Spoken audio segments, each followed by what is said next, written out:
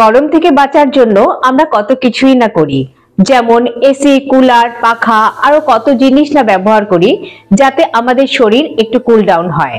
তবে আমরা যদি যোগা করে শুধু শরীর নয়, মাইন্ডকেও কুল ডাউন করতে পারি, তবে কত ভালো হবে।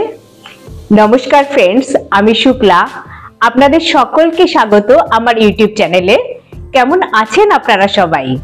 আজ আমি কথা বলবো এমন প্রাণায়ামের যা আপনার শুধু শরীর নয়, বরঞ্চ আপনার মাথা এবং মনের শান্তি দেবে, যাকে বলে শীতলী প্রাণায়াম।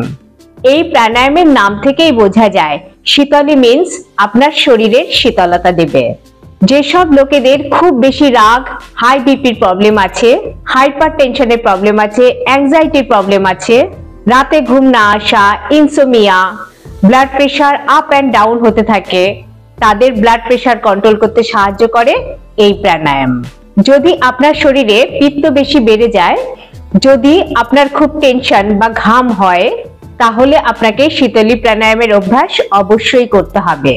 শীতলী প্রাণায়াম করার জন্য সবার প্রথম আপনাকে যে কোনো কমফোর্টেবল পজিশনে বসতে হবে।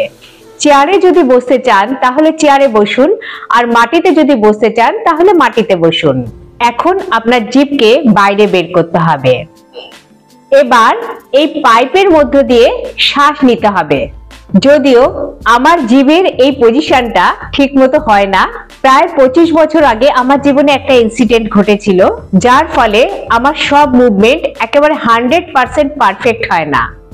যা হোক, জিভ বের করে শ্বাস নেবার পর জিভকে আবার ভেতরে নিয়ে রিল্যাক্স করতে হবে এবং শ্বাস পেটে নিয়ে শ্বাসকে ধরে রাখতে হবে। শ্বাসকে পেটে ধরে রাখার জন্য জালনদ্বার বন্ধ করব। জালনদ্বার বন্ধ কিভাবে করব? আমার যে চিন তা কলার বোনের সাথে লাগাবো। এখানে নিয়ে আসার পরে একটু টাইট অনুভব করবেন।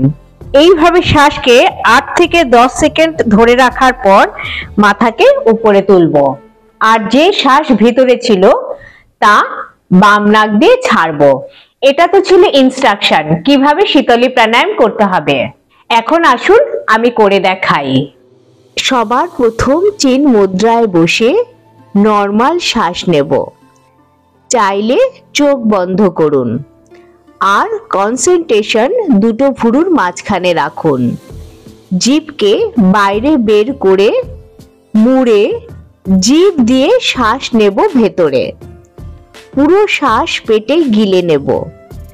এরপর জালনদ্বার মুদ্রা করে শ্বাসকে হোল্ড করুন 8 থেকে 10 সেকেন্ড।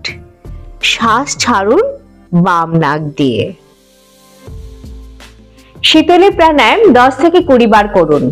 এতে আমাদের নার্ভাস সিস্টেমে পজিটিভ ইমপ্যাক্ট পড়ে।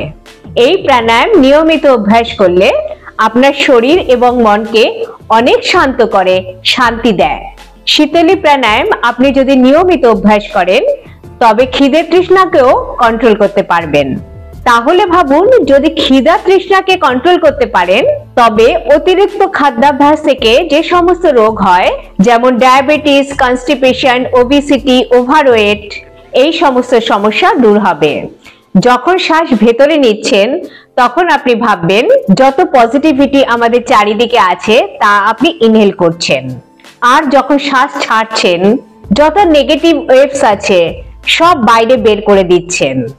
আপনার একটা খুব সুন্দর অনুভূতি হবে এই প্রাণায়াম করে। আজকের ডেটে সব অসুখের কেন্দ্রে আছে কোনো না কোনো টেনশন, স্ট্রেস, একাকিত্ব, যার ফলে এর সাথে চলে আসে হাইপার টেনশন, হাই বিপি, শরীরের টেম্পারেচার নর্মাল না থাকা, ডিপ্রেশন, আমাদের বডি এবং মাইন্ডে ব্যালেন্স না থাকায় অনেক প্রবলেম তৈরি হয়। আর যে সমস্ত লোক ফিল্ডে কাজ করে বা রোদে কাজ করে, যাদের গরমে বেশি কাজ করতে হয়, তারা যখন এক্সস্টেড ফিল করে তখন যদি অল্প একটু সময় বের করে আপনি শীতলী প্রাণায়াম অভ্যাস করেন, আপনি ইনস্ট্যান্ট এফেক্ট পাবেন। আপনি দেখবেন আপনার বডি একটু কুল ডাউন হয়ে গেছে, শান্ত হয়ে গেছে।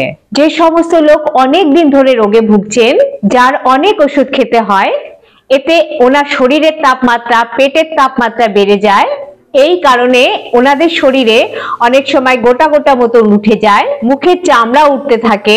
যদি আপনি রেগুলার শীতলী প্রাণায়াম অভ্যাস করেন তাহলে আপনার ফেস থেকেও দাগ ছোপ কম হবে আর আপনার রং হবে উজ্জ্বল। এখন কথা বলবো শীতলী প্রাণায়াম করার সময় কোন কোন দিকে খেয়াল রাখবো। যে সমস্ত লোকেদের হাইপারটেনশন, হাই বিপি, খুব রেগে যাওয়া, খুব ঘেমে যাওয়া বা খুব বেশি সোয়েটিং হওয়ার প্রবলেম আছে, গরম হয়ে যাওয়ার প্রবলেম আছে, তারা তো এই প্রাণায়াম 15 বার, 20 বার বা 25 বার যত ইচ্ছে করতে পারেন, তাতে তারা অনেক বেনিফিট পাবেন।